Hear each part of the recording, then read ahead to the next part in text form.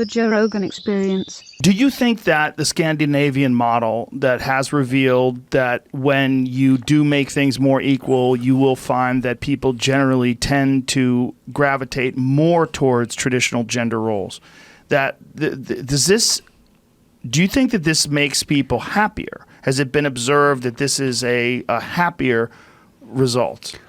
That's a good question. The indices of life satisfaction are pretty high in Scandinavia, but I don't know if anybody has done an analysis that would indicate whether the sexual sorting is a contributor to that.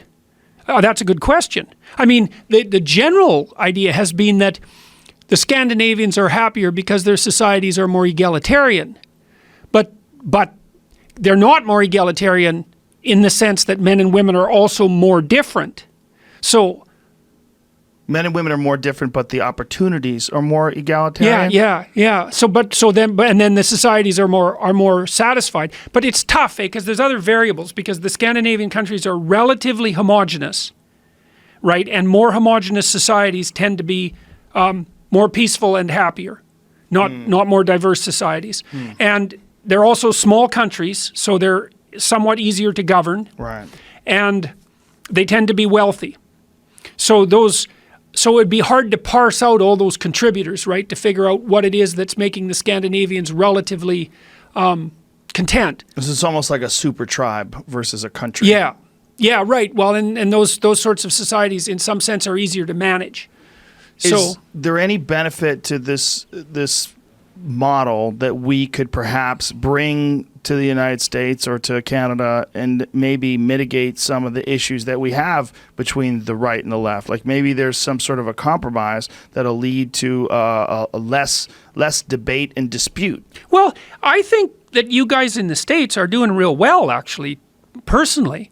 I mean, you know, your system of checks and balances seems to work out pretty well. There's a fair bit of, let's say, left domination right now of the mainstream media. I think that's a reasonable claim, and also of academia and of the intelligentsia. But the political system is skewed pretty hard to the Republican end of things at the moment. And so that's not a bad balance. And then in the last election, I mean, maybe you could make a case, perhaps, that things had tilted a little too far to the Republican side, but that got balanced out because the Democrats took the House again. And it seems like they were more moderate Democrats. That seems to be the scuttlebutt. So, you know, it isn't obvious to me that your system isn't functioning well. I think that one of the things that's happening that's making things look more contentious than they are is that the mainstream media is under such assault by the up-and-coming media forms, including people like you, that as their financial models deteriorate and as their journalistic standards take a hit and as they lose their fact checkers and their time to be careful with the stories, they concentrate more on exaggerating the extremes to attract attention. And so, you know, there was an article published in the Atlantic Monthly about a month ago showing that, and it depends on how you calculate these things, but that the radical leftists and the radical right-wingers are only about 5% of the population on each side. And that the vast majority of Americans consider themselves something approximating the relatively silent majority. And so I don't think that things are polarized as badly as they seem.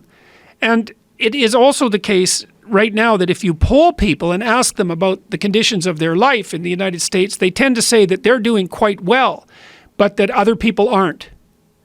And so I think maybe, I don't know this for sure, but I think maybe that the technological pressure that's being put on the mainstream media is driving extreme political views as a means of gathering the attention of a shrinking market share.